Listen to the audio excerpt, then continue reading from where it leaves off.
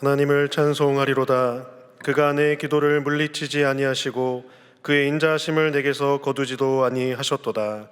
사랑의 하나님, 오늘도 주께서 택하신 동안의 모든 성도들이 부르심 앞에 나와 성령 강민절 후 셋째 주일 예배를 하나님께 올려드립니다. 하나님을 찬양하기 위하여 이 자리에 모인 동안의 성도들의 기도와 간구를 들어주시고 주님의 인자하신 얼굴을 드리워 주옵소서. 주님께 영과 진리로 드리는 예배를 통해 하나님을 만나고 경험하게 하시고 오직 한 분 하나님께만 우리의 찬양과 경배를 드리게 하옵소서. 하나님이 택하신 귀한 일꾼이 순적하게 세워지게 하시고 교회를 아름답게 섬겨 나가게 하옵소서. 잃어버린 한 영혼을 향한 하나님의 마음을 깨닫게 하시고 작정한 영혼들을 돌아보고 복음을 전하는 전도자의 삶 살아가게 하옵소서. 예수님의 이름으로 기원하옵나이다. 아멘.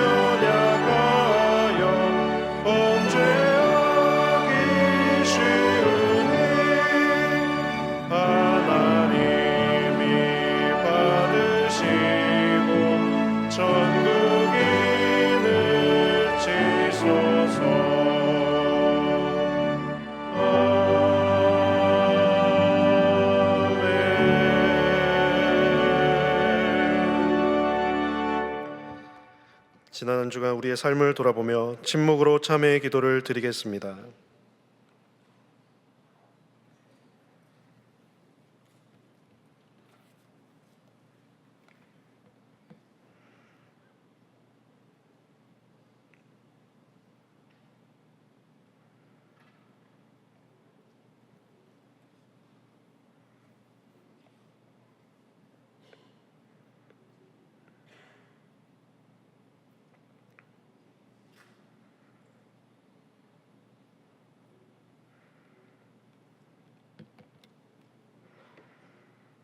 하나님께서 주시는 사죄의 말씀입니다. 그들이 듣고 혹시 각각 그 악한 길에서 돌아오리라. 그리하면 내가 그들의 악행으로 말미암아 그들에게 재앙을 내리려 하던 뜻을 돌이키리라. 아멘.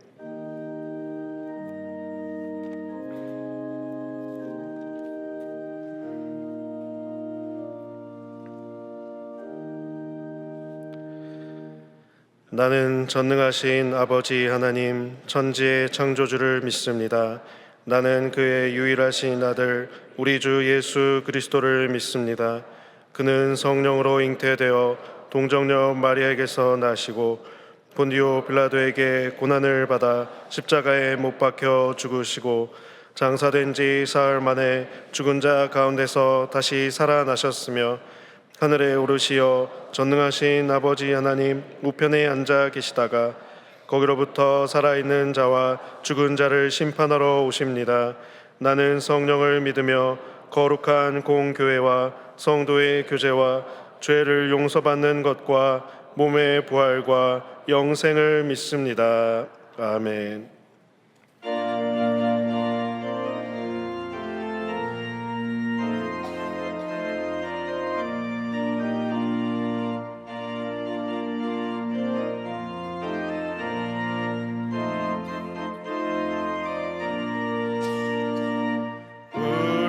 죄에서 구하시려 주 예수 십자가 지셨으니 기쁘게 부르세 할렐루야. 나 구원 얻었네. 찬송하세 찬송하세 주님 나를 구하셨네. 찬송하세 주가 구원하셨네.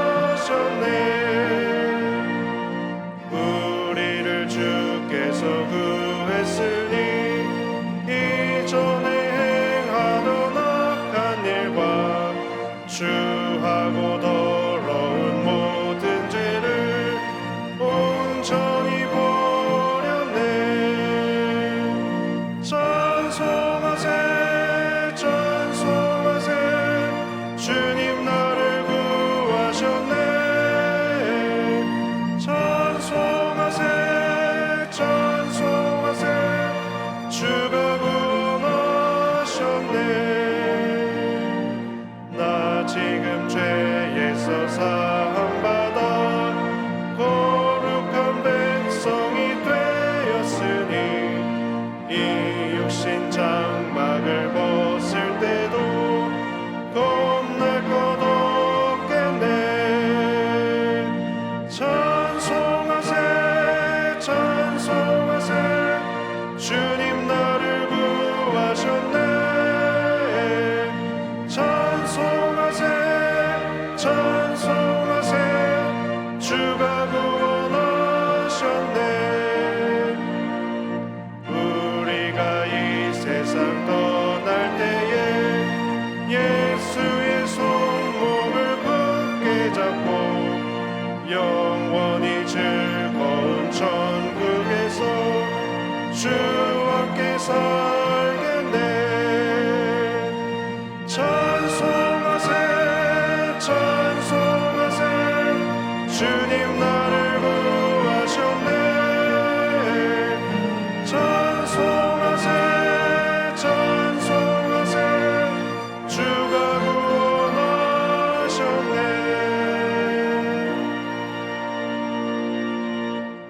자막을 보시면서 함께 교회 공동기도를 드리겠습니다.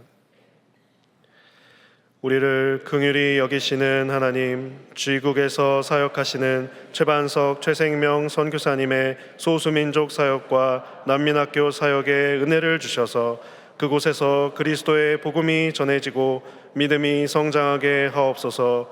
제29기 바나바 섬김학교 졸업생들이 예수님께서 보여주신 섬김의 본을 따라가며 사람과 교회를 세우는 그리스도의 제자가 되게 하옵소서. 장로 선거를 통해 선출되는 분들이 교회의 비전과 사명에 헌신된 일꾼으로 세워져서 주의 몸된 교회를 신실하게 섬기게 하옵소서. 담임 목사님의 가정과 사역을 축복하옵소서. 주여 우리를 불쌍히 여기소서. 주여 우리를 불쌍히 여기소서. 주여 우리를 불쌍히 여기소서. 이제는 나라와 작정한 한 영혼을 위하여 그리고 환우들을 위하여 기도를 드리겠습니다. 사랑하는 아버지 감사합니다. 이 나라의 민족을 긍휼히 여겨 주옵소서. 정치가 어렵고 경제가 어렵습니다. 모든 분야에서 하나님의 임재와 자비하심이 풍성하게 느껴지게 하여 주옵소서. 작정한 한 영혼을 위하여 기쁨과 기도하는 동안의 성도들의 모든 기도와 간구에 흠양하여 주시고 그 영혼을 주님께로 인도하며 영혼 구원의 사명을 감당하는 모든 성도 되게 하여 주옵소서. 동안에 속한 환우들이 치유와 회복을 경험하며 온전히 주님께 붙들린 삶을 살아서 온전히 치유되고 회복되고 그 믿음의 간증을 모든 성도들에게 읊어줄 수 있도록 인도하여 주시옵소서. 주님 함께 하여 주옵소서.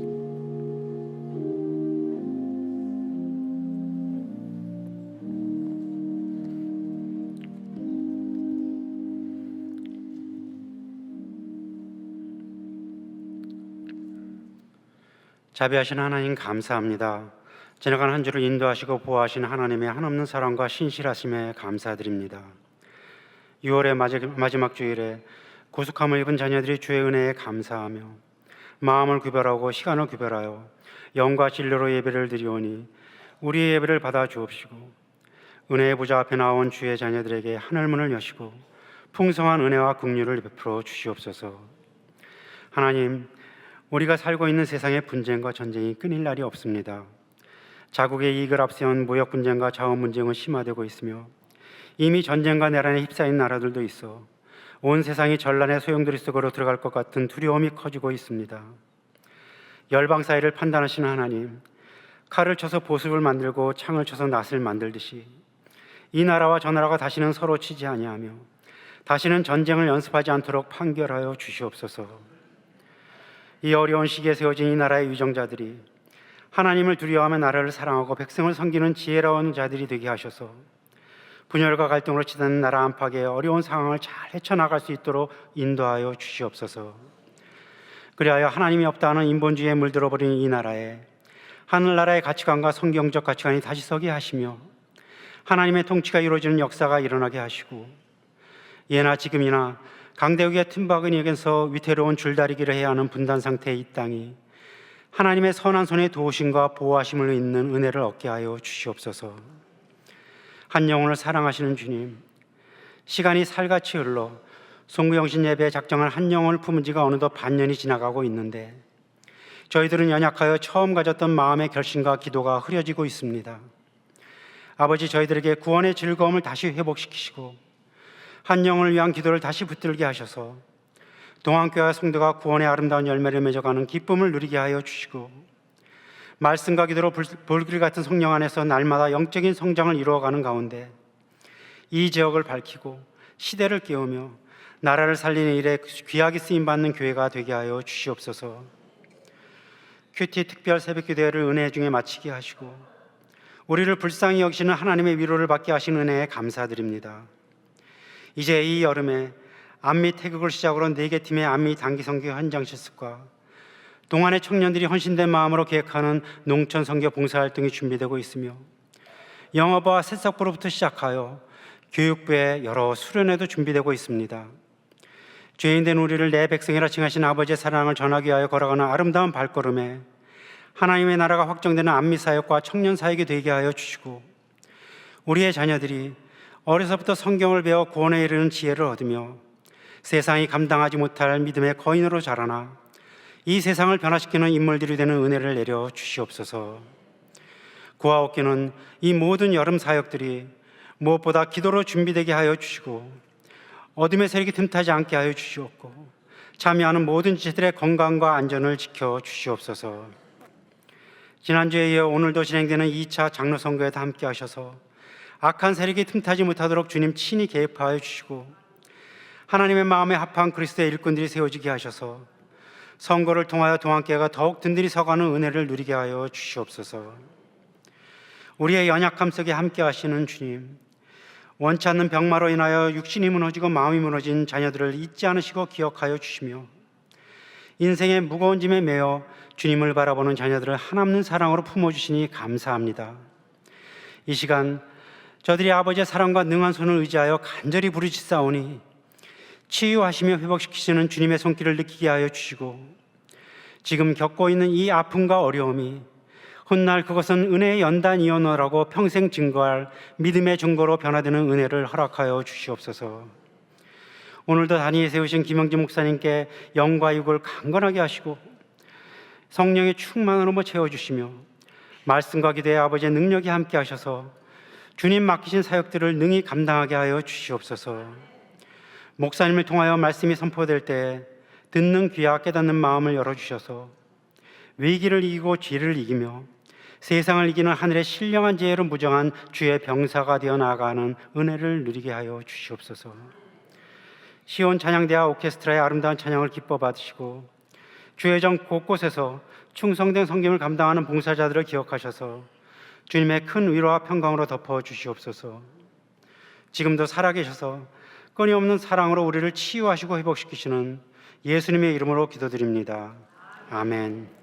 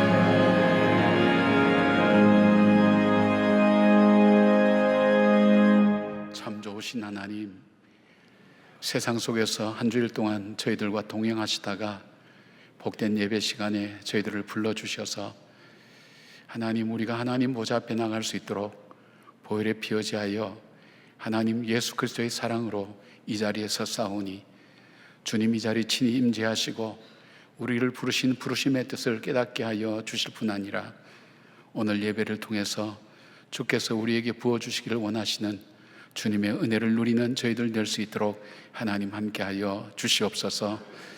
세상 속에 살아가면서 지치고 힘든 우리의 마음들이 오늘 예배를 통해서 새 힘을 얻게 하여 주시옵고, 때를 따라 돕는 하나님의 은혜로 말미암아 우리의 인생의 길에 좌절하고 쓰러지고 실망한 우리의 마음이 새 힘을 얻게 하시고 다시 일어나 걸어갈 수 있는 믿음의 삶을 사는 저희들 될 수 있도록 하나님 붙들어 주시옵소서. 아버지 하나님, 질병으로 고통과 어려움 중에 하나님 주님 앞에 간구하는 귀한 자녀들도 있습니다.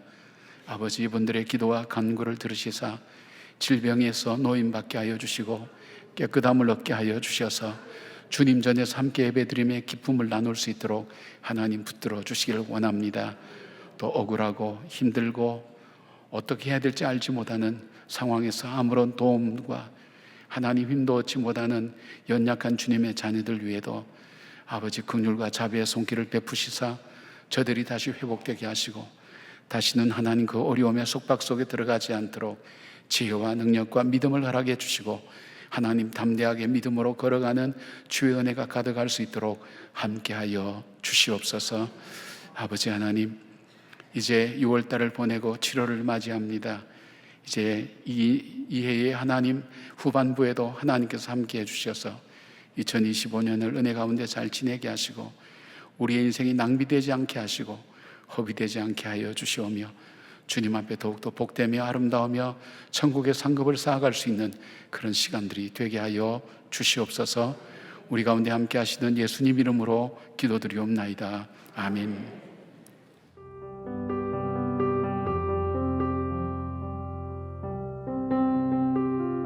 작년에 청년부 부서 회장을 하고 있었는데 다른 어떤 회장님이 또 바나바 사역하는 거 보면서 나도 한번 해보고 싶다. 저분도 정말 바쁜데 어떻게 저렇게 하실까. 그래서 하자는 생각을 했었어요. 근데 처음에 보니까 이제 주일에 해야지 하고 생각을 했는데 계속 마감되는 거예요. 어떡하지 하고 있는데 수요 바나바는 한 자리가 계속 비어 있는 거예요. 그래서 고민을 하다가 시간을 조정하면 시간 낼 수 있는데 저게 혹시 하나님이 나를 위해 남겨둔 자리인가 그런 생각이 들어가지고 그래서 신청을 하게 되었습니다.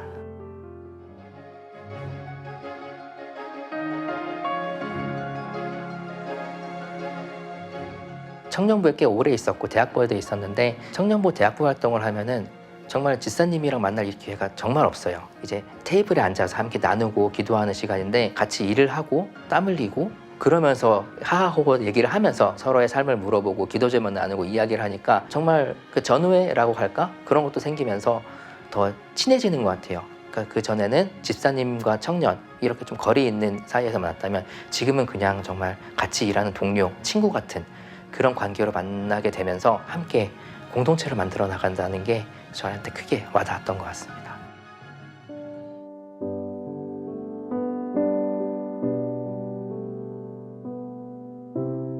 처음에는 사실 고민이 됐었어요. 내가 이렇게 그 시간을 내고 하는 게 나한테 나중에 좀 지쳐지거나 그런 게 아닐까 하는 생각이 들었는데 막상 하고 나니까 저와 되게 다른 사람들을 깊게 이해하게 되면서 나이도 다르고 성별도 다른 그분들과 교류하며 내가 되게 많이 배운다 라는 생각을 하게 됐어요. 그런 속 깊은 이야기들을 들으면서 삶의 지경이 넓어지는 그런 경험을 많이 한 것 같아요. 바나바를 통해서 신앙의 모습들을 조건 없는 사랑이란 것들을 들어봤고요. 그래서 어른이란 게 이런 거구나, 진짜 어른이란 게 이런 거구나 라는 걸 많이 배운 것 같아요.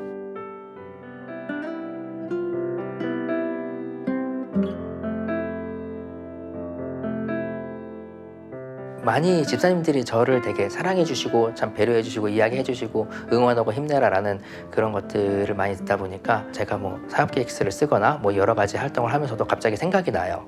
그때 정말 한 번 더 잘 해봐야겠다. 많은 집사님들이 응원을 해주셨는데 더 열심히 해봐야지 라는 생각으로 하면서 좋게 봐주시고 사랑해 주시니까 제 자존감 자체가 좀 올라간 것도 있는 것 같아요. 바나바 공동체는 저는 작은 천국 같이 느껴져요. 우리가 이 땅에 살아가는 목적이 삶의 현장을 하나님 나라로 만드는 건데 서로 기도하고 하나님을 중심으로 뭉쳐져 있고 하나가 되고 그런 걸 보면서 여기가 어쩌면 작은 천국처럼 교회 하나님이 함께 하시는구나 라는 생각이 듭니다.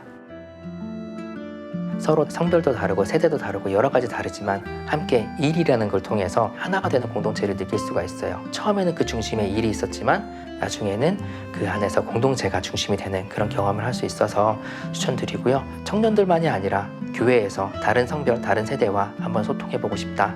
그런 분들 꼭 신청해 주십시오. 정말 새로운 기쁨과 행복을 느낄 겁니다. 불편하게 하는 거 하나도 없으니까 걱정 마시고 신청해 주시면 되겠습니다. 우리 바나바 위해서 격려박수 하십시다. 우리 초수한 형제님이 간증을 해주셨는데 인물도 잘생기고 목소리도 좋고 그래서 우리 부목사님 중에 정현호 목사님 닮았다는 생각을 많이 했어요. 정현호 목사님이 장가를 갖고 추산 형제는 결혼했는지 모르겠어요. 혹시 생각하시는 분들 있으면 기도해 주시고 교육자들에게 문의해 주시면 최선을 다해서 도와드리겠습니다. 참 귀한 간증이죠. 우리 바나바의 귀한 섬김 속에 오늘도 하나님의 교회가 세워져 가는 것을 보게 됩니다. 오늘 예배에 오신 여러분들을 환영하고 축복합니다. 우리 자위 있는 분들 같이 좀 축복하시죠. 주님의 평강을 기원합니다. 주님의 평강을 기원합니다. 잘 되고 있습니다. 잘 되고 있습니다. 기도하면 됩니다. 기도하면 됩니다. 고맙습니다. 오늘 저녁 예배는 우리 바나바 성김학교 졸업 예배를 드리게 됩니다. 우리가 식당에서 또 어린이 도서관에서 귀한 사랑을 이렇게 받았던 분들이 오늘 저녁에는 나오셔서 함께 은혜를 갚는 날입니다. 격려해 주시고 그동안 감사했다고 함께 격려해 주신 날인데 저녁에 나오실 거죠? 네. 여러분 워낙 과묵하셔서 말씀도 안 하시고 그냥 저녁에 그냥 나오시는 걸 많이 보는데 저녁에 같이 나오셔서 축복해 주시고 격려해 주시면 고맙겠습니다. 여러분, 그리고 한 달 동안 수고 많이 하셨습니다. 가장 애매한 달 6월 달, 그러나 우리에게는 민족의 아픔이 있었고 그 아픔 속에서도 하나님은 그 6월 달에 우리 교회를 세워주셔서 사명을 감당하게 하셨습니다. 그 한 달을 기도로 채우면서 준비해온 여러분들, 이제 이 25년 후반부가 또 하나님의 기도 속에 아름답게 이루어지고 기도로 세워져가는 여러분들의 귀한 삶이 되었으면 좋겠습니다. 우리 전사님들이 얼마나 많은 사랑을 받았는지 여러분께서 그 간증할 때마다 은혜 받고 나누어 주셔서 얼마나 감사한지 모릅니다.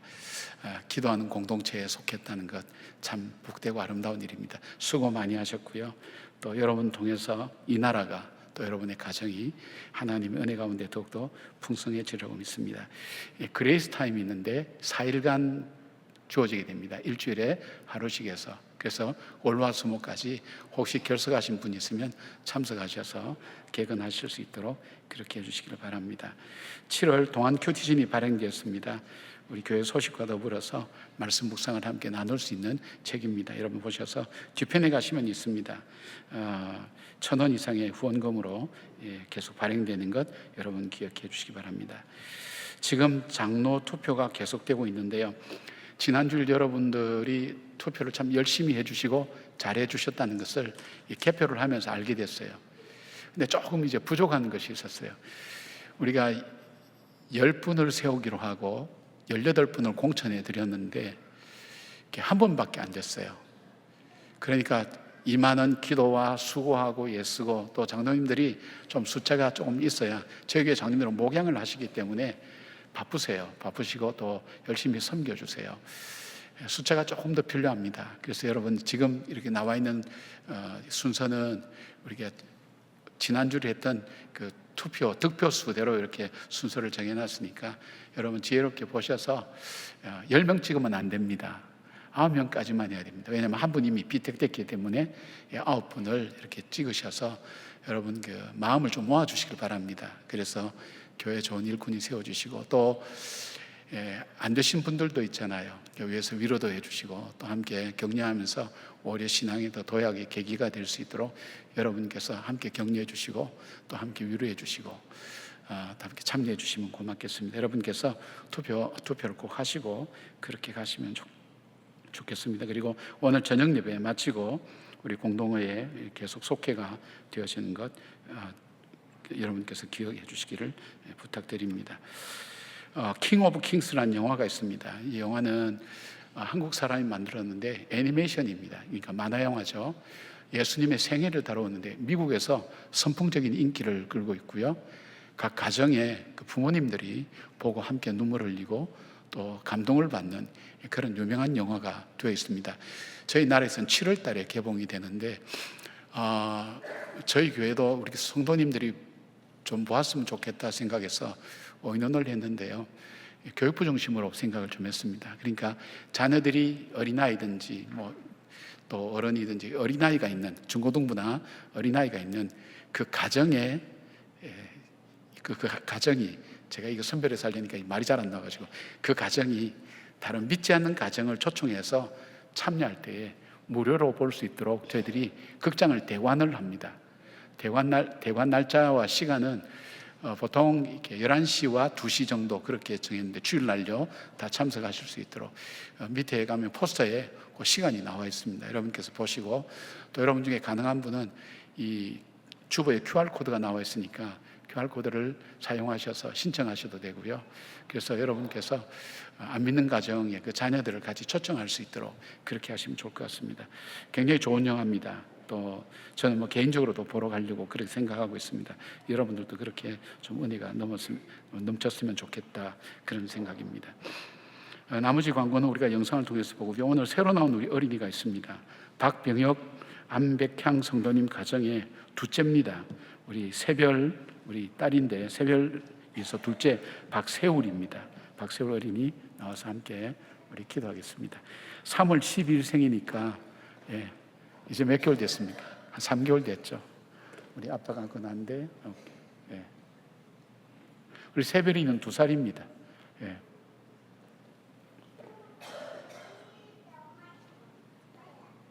우리 함께 기도하겠습니다. 아버지 하나님, 오늘 세월이가 태어나서 엄마 아빠 품에 안겨서 하나님이 강대상에 처음 올라왔습니다. 이 자녀가 서는 자리가 늘 복된 자리가 되게 하시고, 이 자녀가 가는 길이 하나님이 축복하시는 걸음, 인정하시는 걸음을 걷는 귀한 자녀로 자랄 수 있도록 하나님 붙들어 주시길 원합니다. 영육간에 강건케 하여 주시오며 육체적으로도 강건하여서 하나님 잔병치레하지 않고 건강하게 장수하는 축복이 있게 하시고, 또 만남의 축복도 하게 해주셔서 믿음의 부모님 통해서 이 땅에 왔사오니 좋은 하나님 형제자매들도 만나고 친구들도, 그리고 좋은 선생님들도, 좋은 배우자도, 그리고 좋은 영적 지도자도 만나게 하셔서 그 삶이 풍성할 수 있도록 하나님 붙들어 주시고 인도해 주시기를 원합니다. 마음이 온유하고 겸손하여서 하나님 사람들에게 주의 영광을 드러내게 하시고, 정한 마음을 창조하시고 정직한 영을 새롭게 하셔서 혼란한 이 시대 속에 구원의 확신 붙들고 구원의 즐거움을 누리며 살아갈 수 있도록 붙들어 주실 뿐 아니라, 이 땅을 살아가면 필요한 물질의 축복도, 지혜와 총명의 축복도, 하나님께서 귀한 성품의 축복도 허락해 주셔서 이 자녀로 인하여 이 가정이 더 복되며 아름다울 수 있도록 하나님 함께하여 주시옵소서.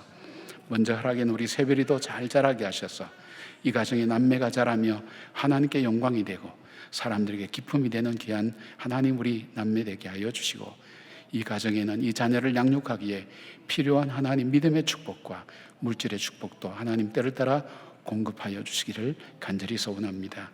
하나님 또한 이 자녀가 있기까지 수고하고 애썼던 우리 가족들을 축복해 주시고 우리 교육 공동체를 축복해 주실 뿐 아니라, 하나님 이들이 하나님 앞에서 복되고 아름다운 가정 되게 하시고 우리 공동체에 주신 선물로 하나님 저희들이 받을 때에 큰 기쁨이 우리 가운데 있게 해주시기를 원합니다. 자녀를 기다리는 가정이 있습니다. 아버지여, 저들의 안타까운 심정을 아시오니 이적과 기적을 통해서라도 아버지께서 태의 문을 여시고 허락하여 주시옵고, 또 배우자를 만나기를 원하는 귀한 하나님 가정들 위에도 믿음의 배우자 만나서 복된 가정 이룰 수 있는 그 부모님들의 간절한 기도에 주님 응답하여 주시옵소서. 축복하는 주님의 백성들 위해 축복이 그 가정에 그대로 임하게 하여 주시옵소서. 살아계신 예수님의 이름으로 축복하며 기도드리옵나이다. 아멘.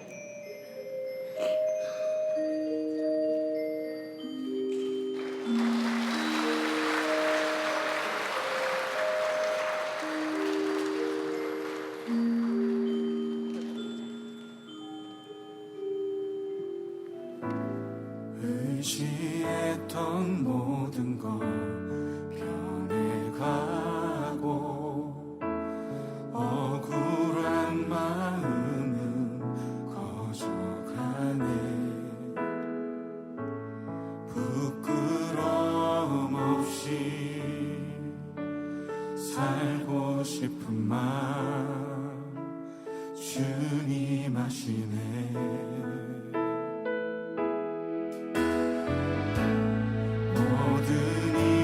선으로 이겨내고 죄의 유혹을 따르지 않네. 나를 구원하신 영원한 그 사랑, 그 신분이 날 붙드시네.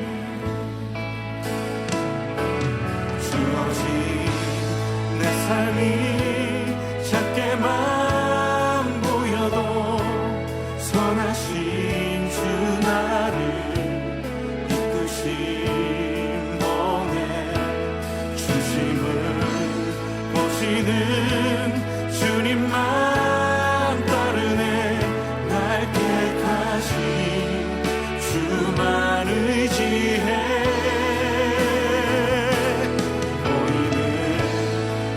당해 무너질지라도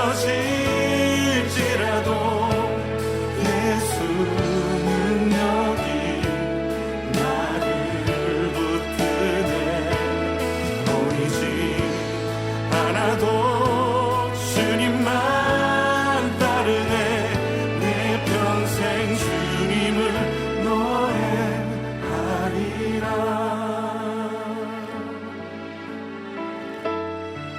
모든 일을 선으로 모든 일을 선으로. 오늘 우리에게 주시는 하나님의 말씀은 느헤미야 5장 1절에서 13절 말씀입니다. 다 함께 일어나셔서 하나님의 말씀을 경청하겠습니다. 그때 백성들이 그들의 아내와 함께 크게 부르짖어 그들의 형제인 유다 사람들을 원망하는데 어떤 사람은 말하기를 우리와 우리 자녀가 많으니 양식을 얻어 먹고 살아야 하겠다 하고, 어떤 사람은 말하기를 우리가 밭과 포도원과 집이라도 저당 잡히고 이 흉년에 곡식을 얻자 하고, 어떤 사람은 말하기를 우리는 밭과 포도원으로 돈을 빚내서 왕에게 세금을 바쳤도다. 우리 육체도 우리 형제의 육체와 같고 우리 자녀도 그들의 자녀와 같거늘 이제 우리 자녀를 종으로 파는도다.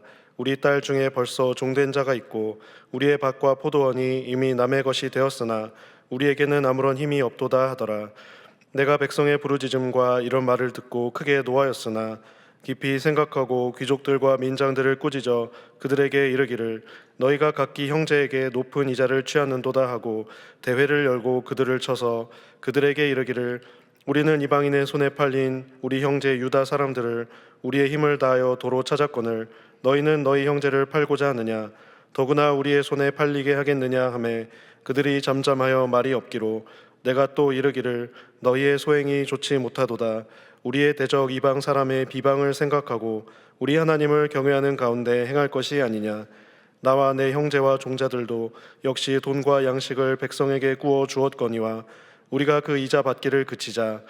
그런즉 너희는 그들에게 오늘이라도 그들의 밭과 포도원과 감람원과 집이며 너희가 구워준 돈이나 양식이나 새 포도주나 기름의 100분의 1을 돌려보내라 하였더니 그들이 말하기를 우리가 당신의 말씀대로 행하여 돌려보내고 그들에게서 아무것도 요구하지 아니하리이다 하기로 내가 제사장들을 불러 그들에게 그 말대로 행하겠다고 맹세하게 하고 내가 옷자락을 털며 이르기를 이 말대로 행하지 아니하는 자는 모두 하나님이 또한 이와 같이 그 집과 산업에서 털어 버리실지니 그는 곧 이렇게 털려서 빈손이 될지로다 하매 회중이 다 아멘하고 여호와를 찬송하고 백성들이 그 말한 대로 행하였느니라. 이것은 하나님의 말씀입니다. 아멘.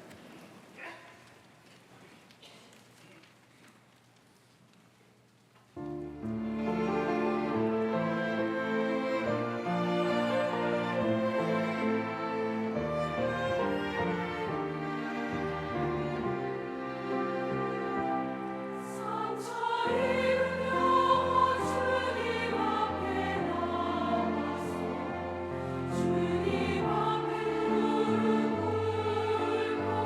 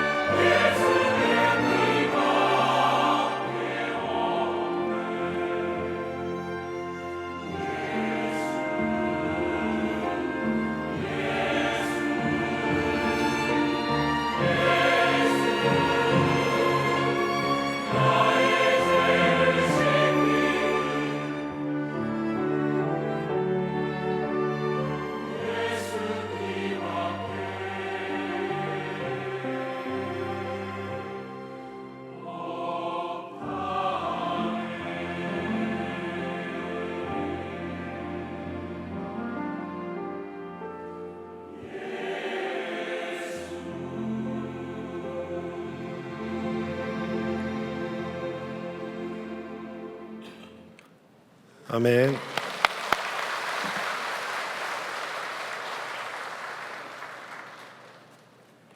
귀한 찬양 감사드립니다. 인생을 이야기할 때 인생이 뭐냐 이렇게 얘기할 때 문제를 풀어가는 과정이다 그렇게 얘기하는 분들이 있습니다. 그러고 보면 우리의 삶은 문제가 계속해서 우리의 삶에 다가옵니다. 그래서 그 문제를 풀어가는 과정이 인생인 것 같다는 생각을 하죠. 그런데 어떤 문제는 잘 풀어서 우리에게 시간이 지나가도 추억으로 우리의 기억 저장소에 남지만 어떤 문제는 잘못 풀어서 그것이 상처가 되어서 우리에게 아픔으로 남아있는 경우를 많이 바라보게 됩니다. 내 문제는 상처가 많은 사람과 추억이 가득한 사람이 미래를 바라보고 현실을 바라보는 삶이 다르다는 것입니다. 근데 행복을 연구하는 많은 사람들이 얘기를 합니다. 우리가 불행한 일, 어려운 일, 그것이 우리를 불행하게 만들고 어렵게 만드는 것이 아니고 또 행복한 일, 잘된 일이 우리를 행복하게 만드는 것이 아니라 그것을 어떻게 받아들이냐에 따라서 행복한 일은 더 행복해질 수 있고 불행한 일은 행복한 일이 될 수도 있다고, 또 그것을 잘못 받아들이게 되면 행복한 일이라 할지라도 결국 불행으로 끝나는 것이 바로 인생이다, 그런 이야기를 하게 됩니다. 여러분들은 어떻게 살아오셨습니까? 또 여러분 속에는 추억이 가득합니까? 아니면 상처와 아픔이 가득합니까? 그 부분들을 우리가 다시 한번 돌아보면서 우리에게 다가오는 문제를 잘 풀 수 있는 지혜가 있었으면 좋겠다는 생각을 많이 해봅니다. 그런 면에서 이 느헤미야는 위기와 어려움을 잘 풀었던 사람입니다. 그래서 그 위기를 오히려 백성들로 하여금 성장하고 또 깨닫게 되는 놀라운 계기로 만들었던 사람인 것을 보게 됩니다. 느헤미야 1장 2장은 성벽 재건에 대한 배경을 설명하고 있다면 3장에서 느헤미야는 성벽 재건이 이루어졌다고, 그러니까 49역으로 나누어서 2.4km를 우리가 성문 10개와 망대 4개를 같이 건축해서 성공적으로 잘 지었다는 것이 3장에 나옵니다.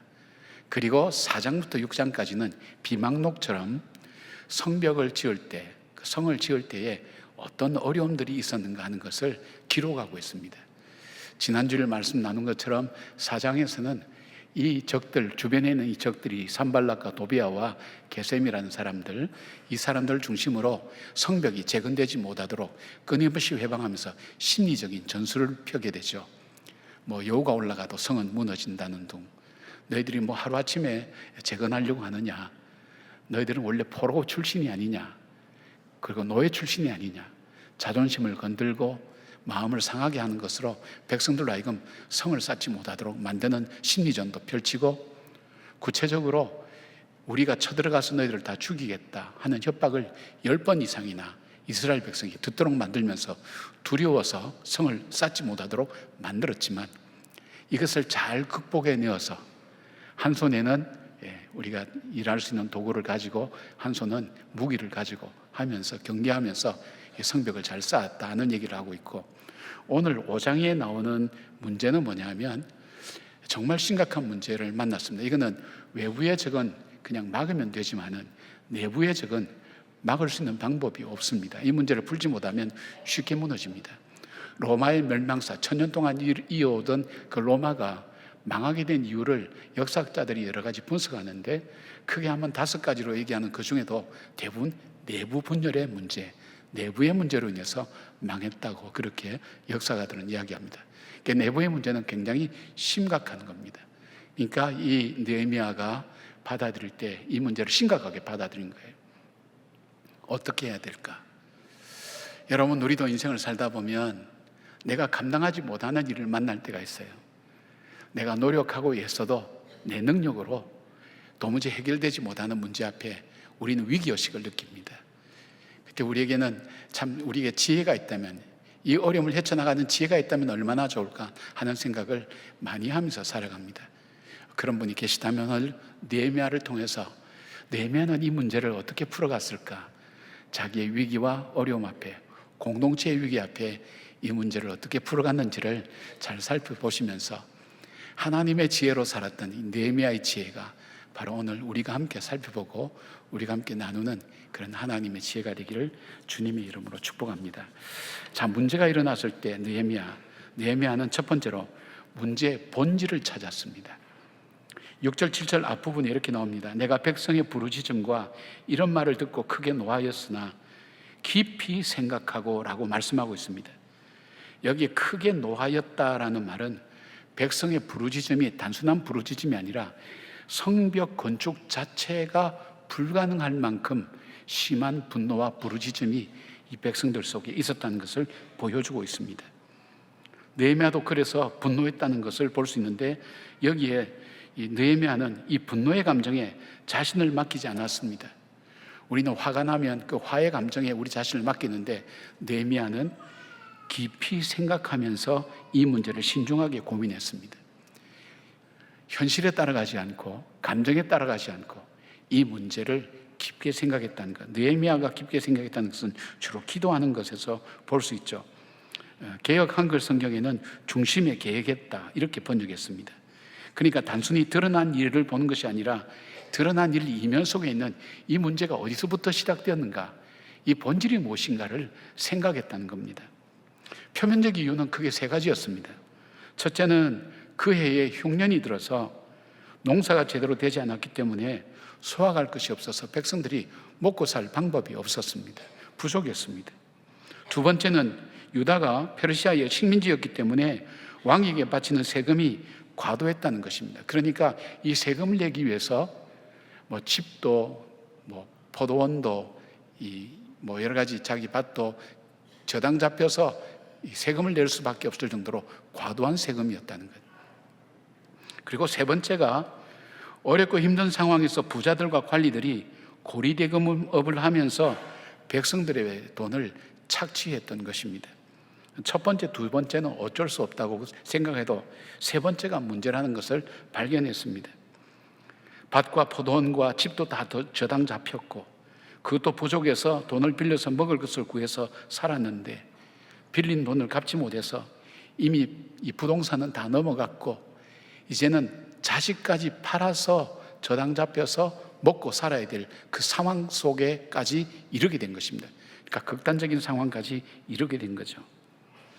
자, 지금 하나님이 기뻐하시는 공동체를 세우기 위해서 성벽 건축을 하고 있는데 이 공동체 건설은커녕 성벽 건축도 더 이상 할 수 없을 정도로 지금 처참하게 공동체 안에 무너진 모습을 보게 됩니다.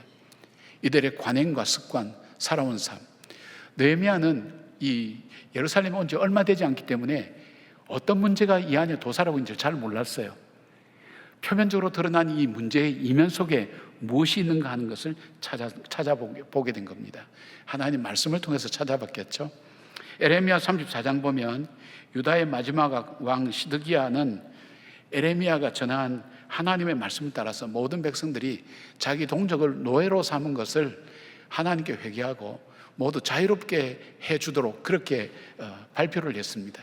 그렇게 하도록 했는데 이들이 약속을 지키지 않고 마음이 변화되어서 자유롭게 해준 그 노비를, 그 종들을 다시 잡아다가 자기의 노비로 삼았습니다. 그때 예레미야가 하나님 말씀을 전합니다. 이 34장 17절 보니까 유다 백성이 이 법을 지키지 않았은즉 하나님께서 유다 백성을 칼과 전염병과 기근으로 치고 열방에 흩어버릴 것이라고 그렇게 말씀하셨습니다. 그리고 바벨론에게 그들은 결국 망했습니다. 이 말씀에서 느헤미야는 지금 드러난 현실적인 문제는 하나님과의 문제고 영적인 문제라는 것을 깨달았습니다. 140년간 성벽을 건축하지 못한 것도 이들이 약하고 부족해서가 아니라 결국 이들 속에 하나님 법을 지키지 않고 죄를 지어온 것 때문이라는 것을 발견하게 된 겁니다. 여러분, 우리는 어려운 일을 만날 때에 다양한 반응을 보이죠. 특별히 성실히 살고 열심히 살았는데도 어쩔 수 없이 위기와 어려움 가운데 처할 때에는 우리에게 분노가 일어납니다. 세상을 원망하기도 합니다. 낙심하기도 합니다. 그러나 이럴 때에 느헤미야의 모습을 통해서 우리가 나에게 나타난 이 현상, 드러난 이 모든 문제 이면 속에 더 본질적인 문제는 무엇인가 하는 것을 생각해 보라는 것입니다. 분노에 감정에 나를 맡기지 말고 그리고 현실에 일어난 일들 앞에 나를 맡기지 말고 더 근원적인, 현상 그 너머에 있는 근원적인 문제가 무엇일까? 나에게 무슨 문제가 있을까? 어떤 문제가 있을까 하는 것을 살펴보는 것이 중요한 것입니다. 느헤미야는 깊은 생각을 하면서 말씀을 보고 기도를 하면서 이 문제를 찾았을 때에 근본적이고 본질적인 문제를 알게 된 겁니다. 저들에게 계속되는 그 문제의 어려운 것은 무엇이냐? 드러난 문제보다도 더 급하고 필요한 것, 바로 그것이 있다는 것을 하나님께서 말씀하고 있는 것입니다. 저는 상담을 오랫동안 했으니까 가정 문제로 상담할 때 주로 상담의 주제가 처음 시작이 자녀 문제로 시작합니다. 우리 자녀가 말을 안 들어요. 이렇게 빗나가고 있어요. 신앙생활 안 했어요. 다양한 여러 가지 문제를 합니다. 근데 상담을 하고 대화를 하고 2회 내지 3회 정도쯤 하다 보면 이게 자녀 문제가 아니라 부부 문제라는 것을 알게 되는 거예요. 그리고 스스로 인정해요. 아, 우리 부부가 문제가 있었네요. 부부와의 관계에서 이야기를 또 해요. 하다 보면 부부의 문제가 아니라 그 남편이나 아내의 그 마음 속에 있는 개인의 상처와 아픔이 그것이 나타나면서 문제를 일으킨 거예요. 상처 있는 부모는, 상처 있는 남편은 상처 있는 가정을 만들 수밖에 없어요. 상처 있는 가정을 만들 수밖에 없어요. 그 근원을 찾게 돼요. 자기 자신의 내면을 찾고 자기의 상처를 치유하면서 관계가 회복되고 가정이 회복되고 자녀도 회복되는 경우를 많이 경험하게 됩니다. 사랑하는 여러분, 느헤미야가 발견한 문제는 뭐냐면 유대인들이 하나님의 말씀을 떠났다는 것, 그리고 이 말씀대로 살아야 될 형제 사랑의 정신이 무너지고 오직 현실 속에서 돈과 권력의 유익만을 추구하는 것이 깊이 뿌리 내리고 있는 것을 발견한 것입니다. 진단을 할 때 처방이 가능한 겁니다. 병원에서도 가장 의사 선생님이 힘들어하는 것이 진단하는 것이 참 어렵습니다. 우리 그런 얘기 있지 않습니까? 포드 자동차에 전기가 나가서 고장이 났는데 이 에디슨이 관련된 전기 회사에 연락을 했답니다. 전기 기사에 연락했는데 이 사람이 와서 몇 번 두들겨 보더니 얼마를 요구했냐면 1,000불을 요구했습니다. 1,000불이라는 돈은 지금 가치로 말하면 엄청나게 많은 돈입니다. 이 사장이 생각하니까 아무리 생각해도 억울하거든요. 몇 번 와서 보고 뚝뚝 두드려 보고는 돈을 1,000불 달라니까 진짜 속에서 1,000불 나오죠. 그런데 자세한 견적서를 달라고 그랬어요. 그랬더니 진단비용 999불, 수리비 1불, 아무 소리 안 하고 그냥 1,000불 그냥 줬답니다. 진단하는 것이 참 중요합니다. 진단하게 된 겁니다. 아, 이 문제의 근본적인 뿌리가 무엇인가 하는 것을 찾게 됐다는 얘기입니다. 사랑하는 여러분, 여러분 속에 일어나는 일들, 내 마음의 갈등들, 또 부부관계에서 일어나는 일들, 가정의 문제들 볼 때에 단순히 현상만 보지 마시고 그 이면 속에 본질적인 무엇인가를 말씀 속에 기도하면서 찾아보는 그런 지혜와 인내가 우리에게 필요하다는 것, 바로 느헤미야가 가졌던 문제라고 볼 수가 있습니다. 그런 지혜를 갖는 저와 여러분 되기를 주님의 이름으로 축복합니다. 여러분, 내가 고통스러워하고 낙심하고 어려워하고 힘들어하는 그 일의 이면 속에는 하나님을 믿는 우리에게 무슨 뜻이 있는가 하면 너가 생각하는 것보다, 너가 소중히 여기는 것보다 더 급하고 더 중요한 일이 있다는 하나님의 말씀이라는 것을 여러분이 한 번만 생각해 보신다면 진지하게 내 문제의 그 본질을 찾기 위해서 우리는 함께 기도하면서 또 말씀을 보게 될 것입니다. 두려워하지 마시고 무서워하지 마시고 좌절하지 마시고 문제의 본질을 찾게 하시는 그 하나님 앞에 나아가는 저와 여러분 되기를 바랍니다. 두 번째로 느헤미야가 이 문제를 풀어가는 두 번째 지혜는 뭐냐면 하나님의 말씀을 따라 문제를 해결해 나갔습니다. 느헤미야에게서 문제를 풀어가는 기준과 자세를 우리가 잘 볼 수 있습니다. 느헤미야는 귀족들과 민장들을 불러서 잘못을 지적하는 것이 굉장히 부담스러울 겁니다. 왜냐하면 지금 성벽 공사가 귀족들과 민장들이 헌신해서 이 사역을 감당하고 있는 겁니다. 그런데 이들이 반발할 때 어떤 일들이 일어나면 정치적으로나 행정적으로 어려움과 함께 성벽 쌓는 것이 중단될 위기가 발생할 수 있다는 것입니다. 두 번째로는 공동체의 분열이 일어날 수 있다는 것입니다. 가진 자와 가지지 못한 자의 사이를 나누고 귀족과 관리들의 잘못된 것을 비난하고 정죄한다면 자신이 꿈꾸고 기도했던 하나님의 백성의 아름다운 공동체는 분열될 수밖에 없다는 것입니다. 그리고 세 번째는 이들이 느헤미야의 말을 듣지 않을 경우에 리더십에 손상을 입어서 성벽 쌓는 일을 이룰 수도 없고 또 공동체를 하나님이 기뻐하시는 모습으로 만드는 일에 어려움이 따를 수가 있습니다. 자, 어떻게 해야 될까요? 느헤미야는 굉장히 마음에 부담이 많이 갔을 거예요. 그러나 깊게 생각하고 난 후에 이 문제를 풀어가는 그의 자세와 태도를 우리가 좀 살펴봐야 됩니다. 제일 먼저 느헤미야는 백성들의 고통과 아픔을 공감했습니다. 그들이 참다가 더 이상 참을 수 없는 상황이 되어서 원망하고 울부짖는 것을 보면서 분노하면서 공감했습니다. 또한 원망의 대상이 된 귀족과 민장들을 분노로 다루지 않았습니다. 깊게 생각하고 난 후에 우선적으로 이들을 전체 앞에 다루기 전에 개인적으로 불렀습니다. 그리고 말씀을 따라 귀족과 민장들을 꾸짖었다고 되어 있는데, 여기 꾸짖는다는 것은 너 왜 그랬어? 그런 야단치는 것이 아니라 하나님의 법, 율법에 따라서 조사하고 법률적으로 무엇이 잘못되었는가 하는 것을 그들에게 알게 했다는 겁니다. 자기 생각이 아닙니다. 현상적인 게 아닙니다. 이 사람들 잘 몰라요. 왜냐하면 관행으로 해왔기 때문에, 옛날부터 해왔던 관행이에요. 죄책감이 없어요. 죄의식이 없어요. 그런데 하나님 말씀을 비추어서 그 말씀에 따라서 잘못되었다는 것을 그들에게 인정하고 받아들이게 되었다는 것입니다. 율법은 하나님 말씀이죠. 이 말씀에 의해서 형제들에게 이야기합니다. 높은 이자를 취하여서 어렵게 만들었다고 지적합니다. 그리고 공사를 중단하고 대회를 열었습니다. 이 대회는 이제 먹고 살 길이 없어서 자녀를 종으로 팔아서 원망으로 가득 찬 사람들도 모이고, 그 대상이 되는, 원망의 대상이 되는 귀족과 민장들도 함께 모여서 함께 의논하는 그런 대회입니다.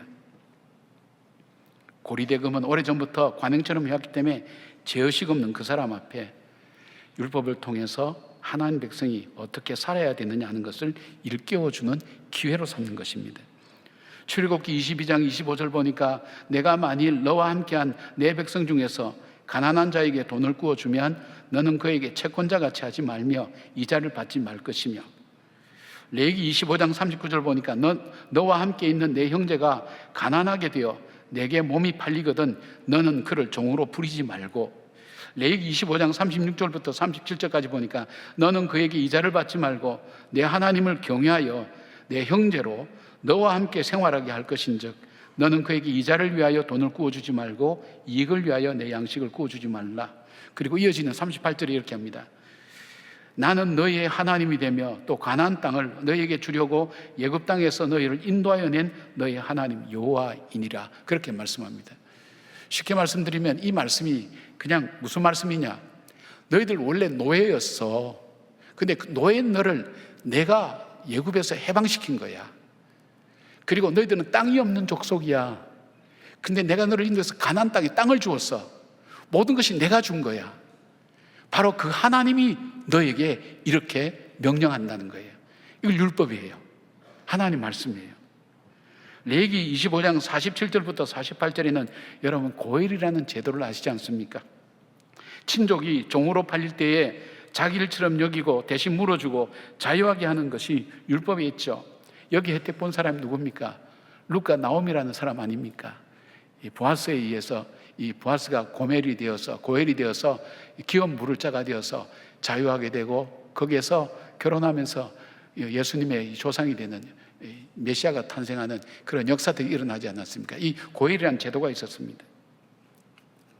그러나 지금 이 귀족과 민장들은 이 말씀과는 아무 상관이 없이 이방인들과 같이 종으로 팔고 사는 일을 일삼고 있는 것입니다. 느헤미야는 이들을 정죄하거나 비난하지 않았습니다.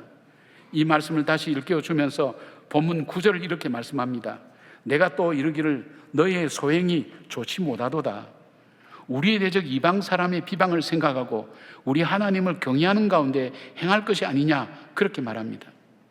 아까 말씀드린 것처럼 우리는 하나님의 백성이며 애굽에서 종되었던 우리를 자유하게 해주셨고 가나안 땅을 우리에게 선물로 주셨는데, 어느새 우리는 하나님의 큰 사랑을 받은 백성답게 살지 않고 하나님의 말씀 따라 사는 것이 아니라 이방인과 똑같이 살고 있고, 그래서 이방인들에게 조롱과 비방을 받지 않고 있느냐, 그렇게 호소합니다.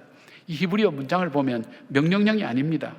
나무라는 말이 아닙니다. 간곡히 부탁하듯 하나님의 은혜를 기억하고 하나님의 말씀을 따라 살자고 그렇게 호소하는 내용입니다.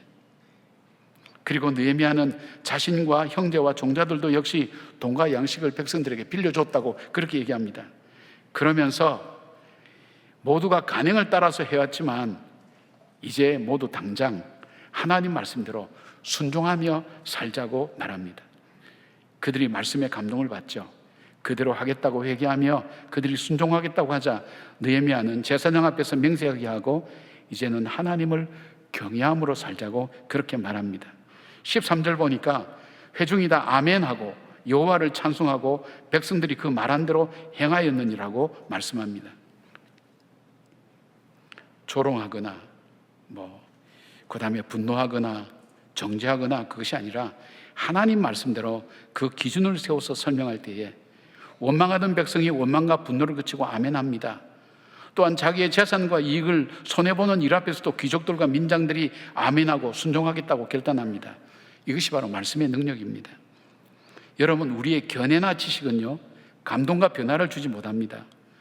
간섭과 이해관계에 얽혀서 살아가는 사람을 바꾸지 못합니다. 그러나 하나님 말씀은 사람의 마음에 감동을 주고 삶을 변화시키는 것입니다. 느헤미야는 이 위기를 통해서 공동체가 말씀 앞으로 다시 돌아올 수 있는 기회로 삼았다는 것입니다.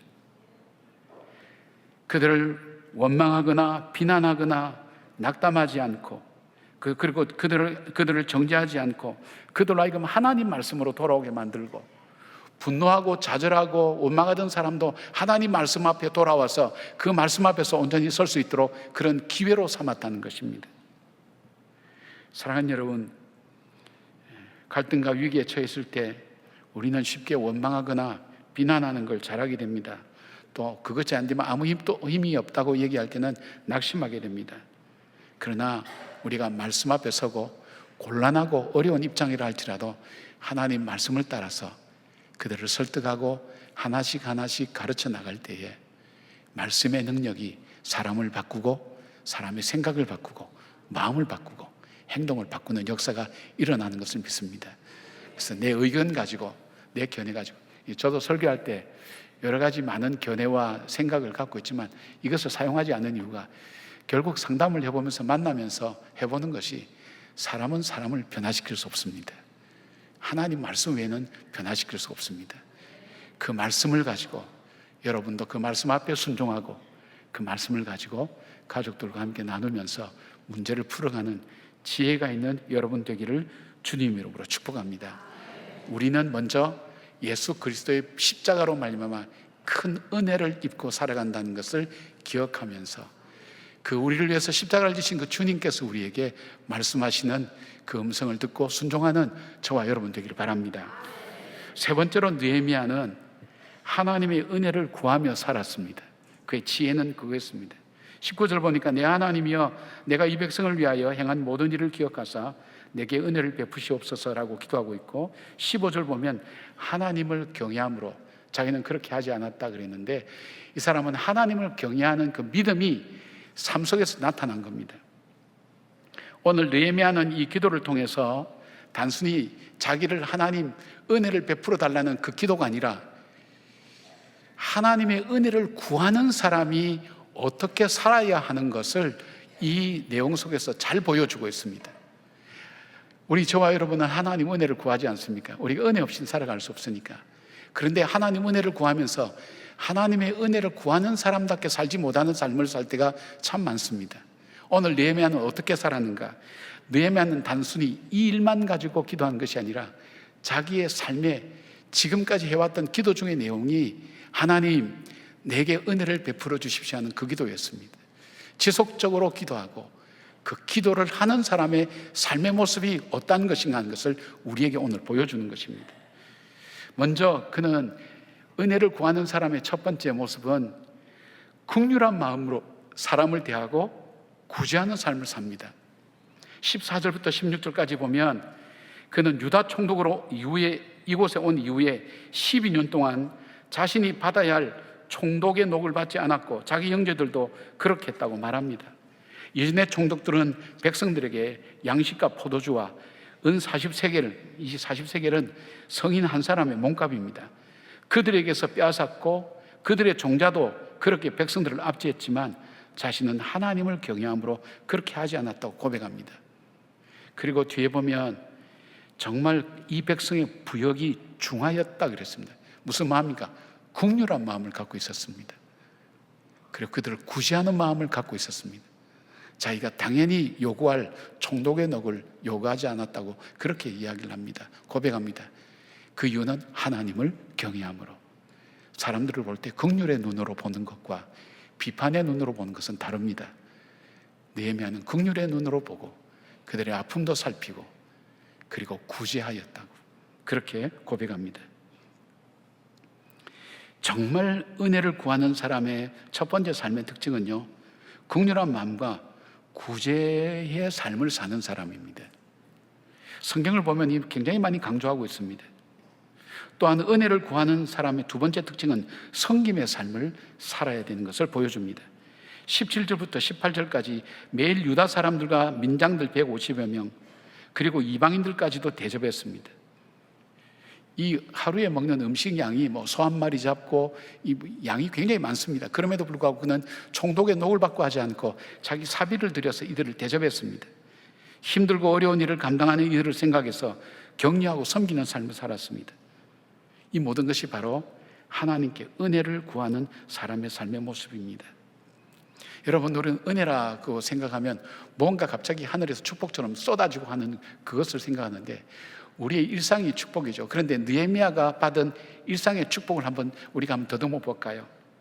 어떻게 140년 동안이나 무너진 성벽을 수많은 사람이 세우려고 했지만 하지 못했던 일들을 단 52일 만에 건축할 수가 있었을까요? 여러분, 최선 다하고 열심히 노력한다고 세상 일이 다 잘 됩니까? 안 그렇습니다, 여러분. 수고한 대로 먹는 것만 해도 얼마나 큰 축복인지 모릅니다. 근데 140년 동안 못했던 일을 52일 만에 하는 것 우연한 일입니까? 느헤미야가 지금 이걸 적고 있는 겁니다. 비망록 형식으로 적으면서 하나님의 은혜였다고 그렇게 고백하고 있는 겁니다. 그 다음에 또 볼까요? 그 다음에 이방의 적들이 집요하게 성벽 건축을 방해하고 공격해 오는데 심리전이라는 게 참 무섭거든요.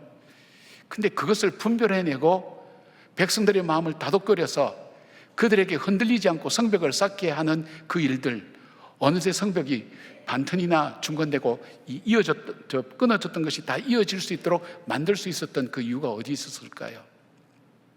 어떻게 그들의 공격이나 그들의 물리적인 위협을 이겨내면서도 불구하고 성벽을 계속 쌓을 수 있도록 한 것이 우연히 저절로 된 것입니까? 그렇지 않습니다, 여러분. 10번씩이나 우리가 쳐들어가서 너를 죽일 거다는 그 협박을 흘러듣게 만들어서 백성들의 마음을 두렵게 하면서 꼼짝하지 못하게 만들었지만 느헤미야는 그들을 격려하면서 그들로 하여금 다시 용기 내어서 그 성벽을 쌓게 하는 것, 얼마나 큰 은혜입니까? 그 다음에 또 하나 보십시다. 또 하나 다른 거 있지만, 자, 대회를 열었는데 가진 자가 있고 가지지 못한 자가 있어요. 가지지 못한 자는 지금 자식까지 팔아야 되니까 정말 사람을 죽이고 싶은 극도의 분노가 차 있어요. 이 이놈의 세상 다 뒤집어져 버려라, 그런 생각을 가지고 있는 사람들 모였어요. 그 다음에 그 대상, 지금까지 관행처럼 늘 해왔는데 지금도 우리는 특별하게 잘못한 것보다도 옛날부터 해왔던 것을 그대로 하고 있는데, 이 고리대금업을 하고 있는데 이것이 뭐가 잘못됐느냐 생각하는 그 사람들하고 같이 모여 있는 거예요. 이 두 사람이 대화가 될까요, 여러분? 저는 우리나라 노동운동이 일어나는 86년, 87년, 88년 그때까지 성남공단이 있었어요. 그 옆 회사는 분신자살하는 것도 있었고요. 거기서 느낀 것이 이 노동자와 이 사측이 의견이 조합이 안 돼요. 조율이 안 돼요.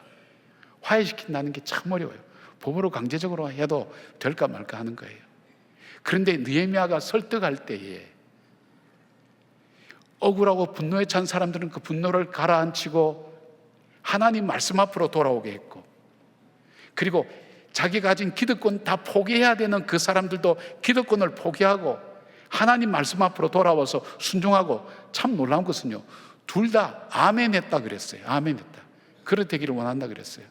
이게 저절로 된 일입니까? 우연히 된 일은 아닐 것입니다. 여러분, 은혜가 뭔가 특별한 것으로 받는 것으로 생각할 수 있지만, 우리가 일상 속에서 믿음 안에서 살 수 있다는 것, 때로는 삶의 고난과 시련이 다가와도 이겨낼 힘과 용기와 지혜로서 극복하며 살아간다는 것, 그리고 하나님의 백성답게 사는 것, 의와 희락과 화평이 넘치는 그런 삶을 사는 것보다 더 크고 놀라운 은혜가 어디 있습니까? 사랑하는 여러분, 하나님의 은혜를 구하는 자, 우리 모두 구하죠. 우리의 삶 속에 있어야 될 그 신앙이 삶이 되어 나타나는 것이 뭘까요? 느헤미야는 우리에게 구제와 긍휼의 마음, 섬김의 삶에 대한 얘기를 하고 있습니다. 긍휼히 여기는 자는 긍휼히 여김을 받는다고 했습니다. 지나가는 나그네를 대접하다가 자기도 모르는 사이에 천사를 대접하여서 복을 받은 사람의 이야기가 성경에 많이 나옵니다. 모세는 우리의 인생은 70이고 강건하면 80이라고 했습니다. 수고와 슬픔밖에 없는 것이 우리 인생이라고 말합니다. 그러나 나 같은 죄인이 용서함 받고 주 앞에 의롭다함을 받고 천국의 산소망을 선물로 받았습니다. 우리가 하나님 앞에 설 때 무엇으로 설 수 있겠습니까? 이 땅을 살면서 말씀을 따라서 긍휼과 구제 그리고 섬김을 통해서 친히 제자들의 발을 씻기신 주님께서 우리 삶도 그렇게 살라고 말씀하신 그 말씀을 순종하며 살았던 바로 그 삶이 주님 앞에 설 때에 우리가 보고드릴 수 있는 삶의 모습이 아닐까요? 요즘 그럽니다. 믿는 사람이 다하다는 얘기를 참 많이 듣습니다. 재밌는 얘기를 하나 해드릴까요? 사람하고 개하고 비교하지 마라 그렇죠. 왜냐하면 개하고 비교해서 좋을 게 하나도 없어요. 개보다 못하면 개보다 못한 인간이라 그러고, 개처럼 하면 개 같은 인간이라 그러고, 개보다 좀 심하면 개보다 더 심한 인간이라 그러고, 개보다 비교해서 좋은 건 하나도 없어요. 근데 요즘 사람들이 믿는 사람이 더 한다는 얘기를 우리가 많이 듣습니다. 우리는 그 긍휼과 은혜를 받았습니다. 그리고 그 사랑을 받았습니다. 그 소망을 받았습니다. 우리가 그 사람답게 사는 삶이 어떤 것일까요?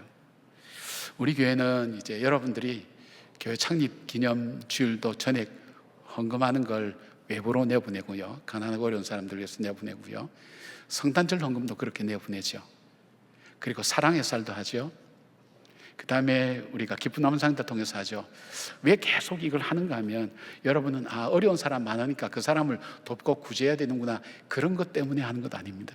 교회는 사회복지기관이 아닙니다. 교회는 복음으로 하나님의 말씀을 전해야 됩니다. 그러나 이 복음의 말씀을 갖고 있는 우리가 삶을 통해서 나타나는 방법은 구제하고 긍휼히 여기는 마음이에요. 긍휼 사역과 구제하는 것. 그리고 뭡니까? 우리가 섬김을 강조하는 게 뭘까요? 바나바의 섬김을 강조하고 이 훈련을 계속해야 된다는 이유가 뭘까요? 이 섬김을 통해서 하나님 역사를 이루고 우리의 신앙이 아름답게 빛나기 때문입니다. 그래서 우리 장로님들과 함께, 우리 담당하는 분들과 함께 정말 우리가 도와야 될 사각지대의 사람들이 어디 있는가를 계속해서 찾습니다. 지난주에 아주 감동스러운 편지를 하나 받았는데요, 우리 교회 청년으로 출석하다가 유학 가서 공부 마치고 와서 지금 옆에 외국어 대학교 대협력처장으로 섬기는 견진만 교수님으로부터 온 글이었습니다. 제가 그대로 읽어드릴게요. 김영준 목사님께, 안녕하세요. 어제 장학금 약정식에서 뵙던 외대의 견진만 교수입니다. 30대의 목사님 설교를 들으며 멀리서만 동경하다 50대의 한 테이블 위에서 뵈니 꿈인지 생시인지 신기한 느낌이었습니다. 총각 시절 외대 근처 자취를 하며 주일마다 동안교회에서 예배를 드리며 은혜 충만했던 기억이 지금도 손에 잡힐 듯합니다. 결혼 후 이사를 가면서 동네 교회로 옮긴 후에도 동영상으로 목사님 설교를 듣고는 있습니다. 그 사이 아이들도 생기고 이런저런 삶의 부침을 겪다 보니 신앙심이 많이 시들해졌습니다. 특히 어느 보육원에서 초등학생과 유치원 학생을 섬기다 코로나 사태로 장시간 연락이 끊겨 결국은 헤어지는 아픔을 안고 살아가다 동안교회에서 자립청년 외대생에게 장학금을 지원하겠다는 소식을 들었을 때 살아계신 예수님의 손길을 느꼈습니다. 더욱이 찾아보니 서울 캠퍼스에 한 명, 글로벌 캠퍼스에 한 명의 외대생이 있는 것을 알고 숫자까지 정확하게 구체적으로 제 마음의 아픔을 치료해 주시는 주님의 섬세한 터치에 전율이 일듯했습니다. 목사님, 지금에서야 인간의 뜻과 의지대로 안 된다고 하나님을 원망하는 것이 얼마나 어리석은 일인지 깨닫게 됩니다. 하나님을 사랑하는 자 곧 그의 뜻대로 부르심을 입은 자들에게는 모든 것이 합력하여 선을 이루느니라. 목사님 사랑합니다. 그리고 진심으로 감사드립니다. 2025년 6월 21일 견지만 올림 그렇게 되어 있습니다. 이분은 우리 교회에서 신앙생활을 하면서 또 받은 은혜를 생각하면서 이 보육원에 있는, 그러니까 부모가 없는 그 보육원에 있는 그 아이들을 도왔어요. 돕는 그 선한 마음을 갖고 있는데 코로나 때문에 연락이 끊겨지면서 마음의 상처가 된 거예요. 도왔는데 아이들하고 연결이 끊어지니까. 근데 저희들이 어떻게 했냐면 진짜 사각지대가 어딘가 할 때에 사실 이런 얘기를 한번 들었거든요. 지난번 우리 산부 지휘자 지광윤 지휘자 그분이 보육원을 하고 계세요. 지금 거제에서 하고 계시는데 이 아이들이 18살 되면 나와야 돼요. 갈 데가 없어요. 근데 그 중에 좀 열심히 공부한 친구들이 있어서 대학에 지나가는 친구들이 있어요. 국가에서 뭐 장학금을 학비 같은 거는 지원해 줄 수가 있는데 형평성의 문제 때문에 생활비는 못 준다는 거예요. 그러니까 생활비를 벌다가 결국은 학업을 포기한 학생이 늘어난다는 거예요. 그걸 알게 된 거예요. 그래서 경희대와 외대에 우리가 일정한 인원들 외대 한 2명 하기로 했어요.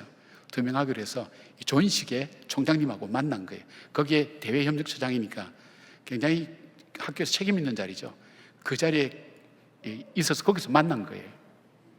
그런데 우리가 그 얘기를 하는 거니까 자기가 보육원에 있던 아이들 2사람을 지원하다가 소식이 끊어져서 마음에 상처를 입었는데 딱 2사람을 지원하는데 외대 2명의 학생이 있다는 거예요. 전율을 느꼈다는 거예요. 우리는 그냥 사랑으로 그냥 해야 되는 모양이다 했던 것이 어떤 사람에게는 하나님의 음성으로, 하나님의 격려로 들린다는 겁니다. 그리고 그 사랑이 사랑의 고리를 만들어서 하나님 역사를 이어가는 것을 보게 됩니다. 사랑하는 여러분, 우리는 은혜를 구하며 살아갑니다. 하나님 은혜를 구하며 살아갑니다. 은혜를 구하며 살아가는 바로 느헤미야에게 하나님 주셨던 것, 감정에 휘둘리지 않고 현실에 현혹되지 아니하고 그 현실과 감정 그 너머에 본질적인 문제에 눈을 뜨게 하셔서 영적인 문제로 그 삶을 보게 하셨고, 그에게 하나님의 말씀을 따라서 세상의 사람의 감동과 논리와 이해와 이데올로기가 아니라 하나님 말씀을 따라서 하나씩 하나씩 풀어나갈 때에 주께서 그 마음들을 열어가시고 풀어가셨던 그 일들을 우리는 보았습니다. 사랑하는 여러분, 우리는 은혜를 구한다면, 하나님 은혜를 구한다면, 아니 이미 하나님의 은혜를 받았습니다. 우리 안에 하나님 주신 그 사랑으로 구제하고 그리고 긍휼한 마음으로 바라보고 하나님께서 오늘 우리에게 주신 사람들을 섬기고 사랑하는 일들, 그 삶을 통해서 성벽을 완성지어가는, 공동체를 만들어가는 그 느헤미야의 아름다운 일들이 오늘 저와 여러분들의 삶 가운데서도 일어나는 하나님의 이적과 기적의 역사가 되기를 주님 이름으로 축복합니다. 아멘. 기도하겠습니다. 아버지 하나님, 우리에게 참 믿음을 주시고 믿음이 증거하는 긍휼한 마음과 구제의 행위가 우리 가운데 있게 하시고 섬김을 통해 하나님의 역사를 이루어질 수 있도록 하나님, 저희들이 그렇게 살아가게 하여 주시옵소서. 주님의 십자가를 통해서 큰 사랑을 입었습니다. 주님께서 긍휼의 눈으로 우리를 보셨기에 우리를 구원해 주셨습니다. 자비와 은혜를 베풀어 주셔서 우리가 하나님의 백성 될 수 있었습니다. 정말 수고와 슬픔밖에 없는 이 땅 속에서 산 소망을 우리는 받았습니다. 그 소망을 가진 자의 섬김과 사랑이 우리의 삶을 통해서 나타나게 하시고 병들어가는, 멍들어가는 이 땅의 모든 사람들 가슴 속에 하나님의 영광을 드러내는 저희들이 되게 하여 주시옵소서. 주님의 마음을 본받는 주님의 사람들 되게 하여 주시옵소서. 예수님 이름으로 기도드립니다. 아멘. 우리 다 같이 일어나셔서 고백의 찬양 함께 올려드리겠습니다.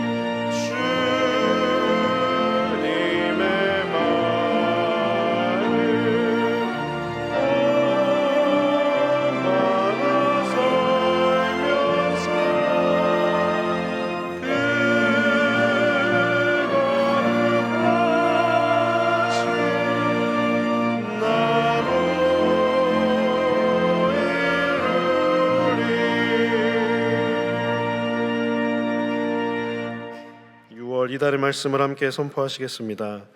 평강의 하나님이 친히 너희를 온전 거룩하게 하시고 또 너희의 온 영과 혼과 몸이 우리 주 예수 그리스도께서 강림하실 때에 흠없게 보존되기를 원하노라. 아멘.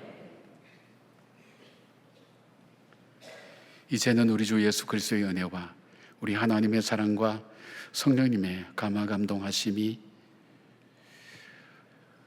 십자가를 통해 큰 구원의 선물을 받은 주님의 백성들, 그 삶을 세상 속에 나타내며 살기로 다짐하는 한 분 한 분들 머리 위에 관계된 사람들과 관계된 모든 일들 위에 이 나라와 이 민족 위에 지금부터 영까지 함께 하시기를 간절히 축원하옵나이다. 아멘.